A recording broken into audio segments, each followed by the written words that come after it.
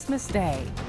And it's Santa's big night. We're tracking Kris Kringle as he travels to the houses this evening to deliver those gifts. And what those weather conditions are looking like for those getting presents here across central Alabama tonight. We also can't forget about Rudolph. Dan Smith has the story of reindeer in your moment of science. Live on your side. First Alert Weather Extra starts right now. Welcome in, everyone, to First Alert Weather Extra. Instead of being led by reindeer, how about being led by dolphins? Check out this cool image shared by Larry Food Trail of Santa in Destin, Florida, catching some rays before he set off to deliver presents.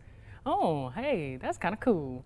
I'm not mad at him. Well, welcome in, everyone. This is First Alert Weather Extra. We air Monday through Friday at 6:30, and we take you a little extra with the weather. So I'm meteorologist Tania Michelle. Before we do anything else, we got to get started with the next big thing. We've been talking about a little bit of wet weather this week. So when are we expecting it? Well, we'll pull it up right here. Before we do anything, and before we really get to the forecast, I got to tell you where Santa is right now. And Santa is actually heading towards South Georgia and South Sandwich Islands. He'll be there in 1 minute, and he's just left Salvador, Brazil. So we are not only just tracking Santa throughout the rest of the night, we are tracking increasing rain chances as we head into your weekend.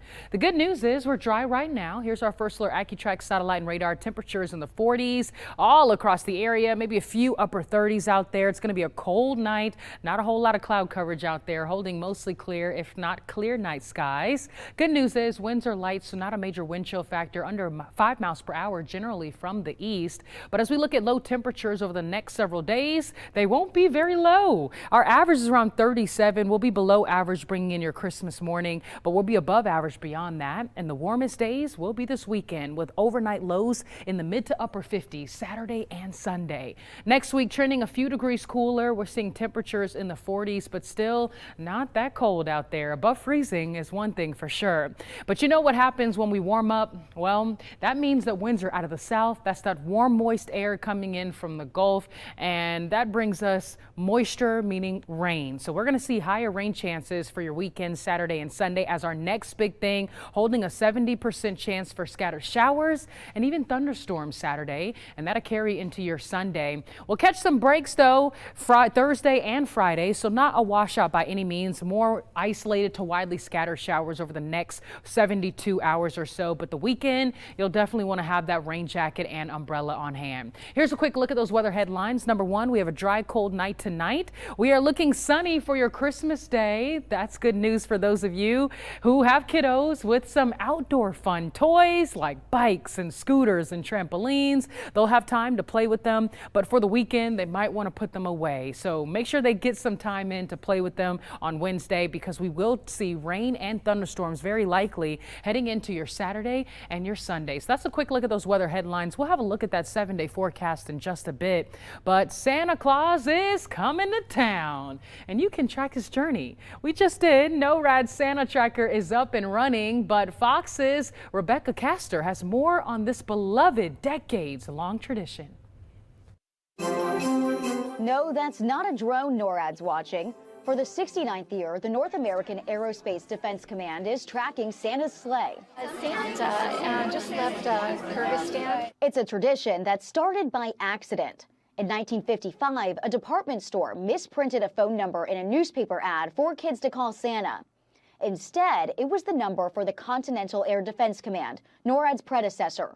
And that Christmas Eve, officers took dozens of calls from kids asking the same question. Where is Santa, and when will he arrive at my house? He generally tends to start just to the west of the international dateline and work his way around the globe, generally moving north to south. Now NORAD gets hundreds of thousands of calls every December 24th. And it takes a large team of volunteers to keep the magic alive. It is something that brings real joy to the members of NORAD. NORAD's everyday mission is to track everything that flies in the sky over the U.S. and Canada. So they have the best technology and qualifications to keep up with Santa and his reindeer. We have a network of satellites that orbit about 23,000 miles above the Earth, and they are aided by the heat from Rudolph's nose. That helps them be able to see where the sleigh is. Kids and the young at heart can go to noradsanta.org to see where Santa is right now. In Washington, Rebecca Caster, Fox News. Well, very interesting. Well, I've been following Santa throughout the evening, and he has been busy delivering billions of gifts already. But not only are we tracking Santa on his journey, we're tracking the weather conditions too. So take a look here at that evening hourly forecast and really into those overnight hours as Santa makes his rounds here across the U.S. Here across central Alabama, that's what this forecast is for. We'll hold on to clear night skies, low 40s around 10, 11 p.m. 30s overnight, bringing in your Christmas morning. Crank on the heat tonight, but you're also going to want to find somewhere warm to snuggle. Turn on the fireplace, but make sure your kids are in bed so they don't catch Santa delivering those gifts under their tree. But we're going to take you now across the country to California, where a major storm impacted the central portion of the state on Monday. Take a look at this. It brought hurricane force winds and waves of up to 60 feet. It caused a partial collapse of the Santa Cruz Pier. There was one fatality, unfortunately, and one person is still missing as of today. Some California cities ordered beachfront homes and hotels to evacuate, and high surf warnings remained in effect for San Francisco, the Peninsula Coast, Big Sur Coast, and other areas through today. And holiday flights are back on track today after a brief outage that grounded all American Airlines flights during one of the busiest travel periods of the year. Lee Waldman brings us the latest from New York City. All planes grounded for American in the U.S., so we were like, what's going on? Be curious about why, and you think about everyone who's trying to travel on the holidays, and delayed getting back to where they want to be. A little scary, yeah. Panic. Yeah, I don't want to get stuck. I don't want to get stuck here. Stay in an airport too long. American Airlines passengers waking up in a holiday panic after an alert of a ground stop was in effect for about an hour nationwide during one of the busiest travel periods of the year.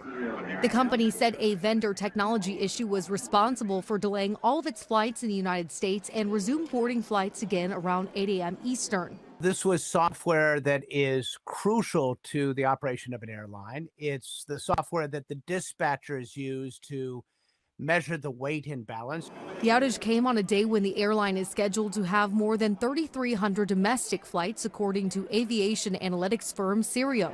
It's not software that a passenger would ever see directly, but it clearly has a huge impact on their lives. And when it fails, the dominoes fall pretty quickly. There were residual delays, but no substantial cancellations. This incident comes as winter storms threaten holiday travel for millions in the Northeast. A fast-moving storm is bringing snow to New York City and Boston, while Philadelphia and Washington, D.C. have seen freezing rain. In New York City, I'm Lee Waldman reporting. Well, coming up in 30 seconds, we're going to talk about those conditions for your Christmas day. Plus, talk about the best ways to keep your home warm during those cold nights. We'll be right back.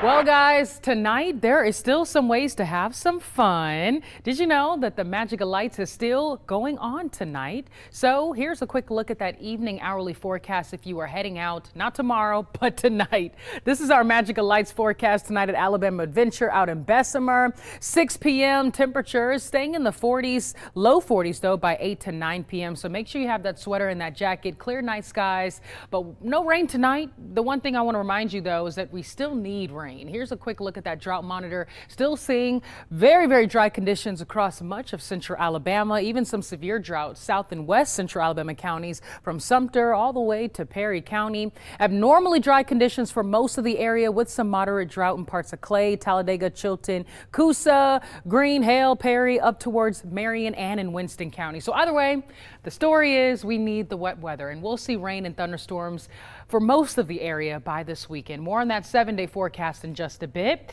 But now, meteorologist Megan Thomas is going to join us with more on what we're expecting for your Christmas Day and those Christmases that may have felt a little warmer than usual.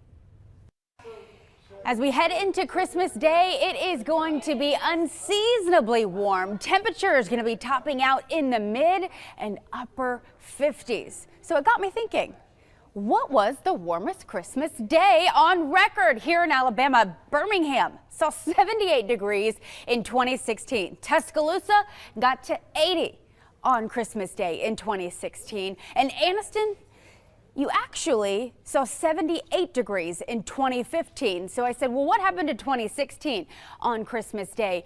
Well, it got to 77 degrees. The average high right around 55. So again, blew those numbers out of the water from 2015 to 2016. And here at home, we're not going to break records, but yes, mid 50s are expected. Now, if you're looking for some cooler air just past January 3rd, mainly the 5th and the 6th, it looks like we could get a pattern shift. But for right now, from December 30th until January 3rd, almost the entire contiguous United States going to be running well above where we should be for this time of year. So the warmth is going to continue even through this coming weekend with the chance for a few scattered showers and thunderstorms. Well, thanks, Megan. You even took us beyond the 7-day. But listen to this. Even though we're expecting those above average temperatures, the cold temperatures will soon be returning and potentially bringing icy conditions across parts of the country. This could be hazardous to millions, especially older adults. According to the Centers for Disease Control and Prevention, falls are the leading cause of injury for adults 65 and up. And the odds of suffering bone fractures from falling also increases as we age. When you're younger, all of your various soft tissues in your body are designed to absorb energy. And in addition, there's damage accrual that occurs in your bones over time that as a younger person, your body is designed to repair that damage. But as you age, those mechanisms slow.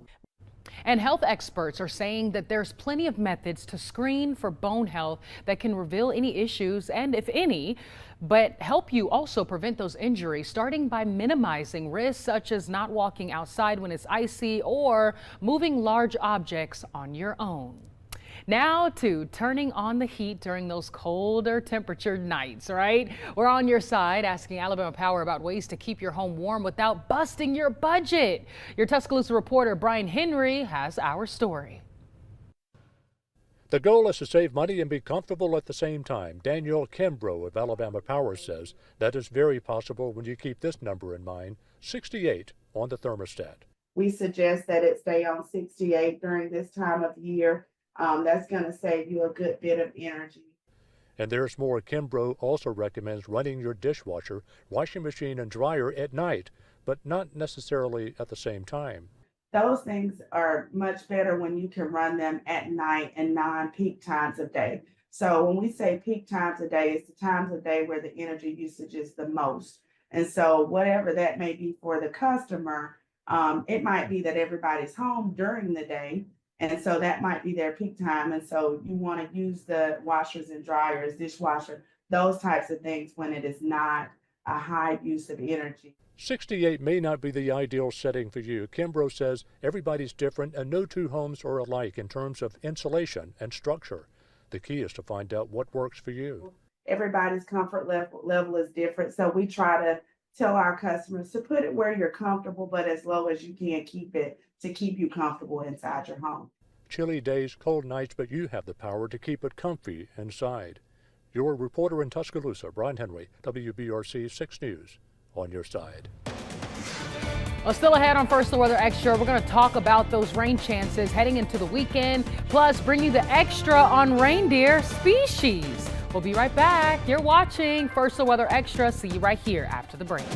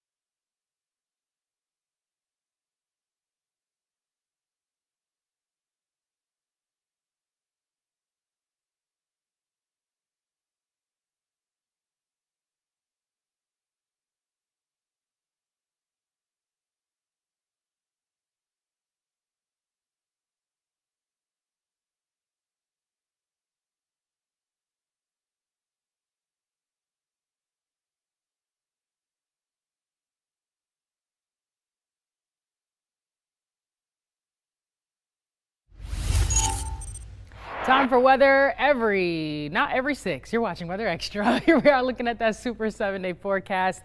I bumped up those rain chances about an hour or so ago for the weekend. It looks like a very wet Saturday with increasing rain chances overnight into early Sunday. Before we talk about the weekend, let's talk about your Christmas. That's the big thing this week, right? Your Christmas forecast and that cookie forecast, matter of fact, looks great. Lots of sunshine, a cold start, but we'll see temperatures by 10 a.m. in the upper 40s, near 60 degrees for most areas by your late Wednesday afternoon, and temps by 7 p.m. in the 50s. Increasing clouds by your Wednesday evening, but staying mostly dry. I can show you what areas, though, may see a few sprinkles around for Wednesday night. We're looking dry through the afternoon with increasing cloud coverage at that point, mainly starting for our western counties, but after 5 p.m. and closer to 8 o'clock, if you're down in Sumter, Greene, Hale County, Pickens County, you may see a light sprinkle moving through just from all that rain that's out to our west in Mississippi. But here we are looking at mostly dry conditions overnight, maybe a few sprinkles into your early Thursday morning, the day after Christmas. A lot milder bringing in your Thursday, cool to mild. I'm saying mild because it's definitely above freezing. We're seeing 40s early Thursday by the afternoon. Temperatures in the low 60s, upper 50s Thursday. We'll see some clouds and yes, some passing showers throughout the evening and into your late Thursday night, but not a washout by any means. We'll hold a 20% chance at most with that greatest rain chance Thursday night. Friday, though, well, we could see some wet weather. Here we are looking at the next big thing, maybe a few pockets of heavy rainfall, mainly areas north and west central Alabama. This is part of the next big thing that I'm tracking because notice we're seeing some heavier pockets of rainfall. So expect a few torrential downpours, not staying around for very long. It seems to be moving through fairly quickly as we approach your Friday late night, but you're going to want to have your umbrella and rain jacket around Friday and throughout the weekend. Now Saturday looks like more widespread and rain being likely. Could see some thunderstorms, frequent lightning, maybe some gusty winds. As far as severe weather, not looking very likely for now, but check in with us throughout this week so we can fine tune any severe possibilities. The one thing we need to pay attention to is just how warm it's going to be, but we'll see rain and wet weather no matter what. So if you're traveling, just make sure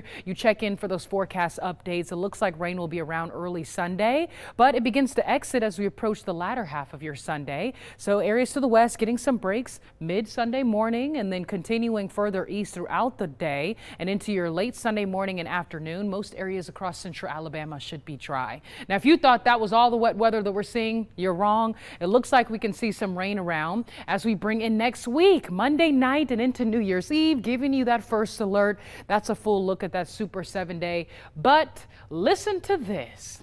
We're calling them the re-inning champion of Yuletide animals. Dan Smith has the fact and fiction behind reindeer in your moment of science.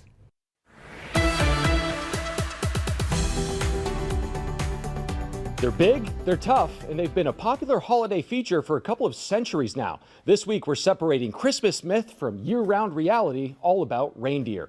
We'll start out by saying caribou and reindeer are the same species. The former is just what we call them here in North America. You usually find them wandering the Arctic tundra, scraping away the snow to find lichen and fungi in the winter, with a better supply of ferns and grasses once things warm up. They don't just graze the days away, though, sometimes traveling thousands of miles in a winter to follow those food sources. We would need some pretty hefty footwear to tackle that journey, but reindeer have cloven hooves to better spread their weight on snow. In spring, the hooves themselves expand for better traction on softer ground. Northern species tend to have lighter fur, and some of those have knees that click when they walk as an auditory cue to stay together in a blizzard.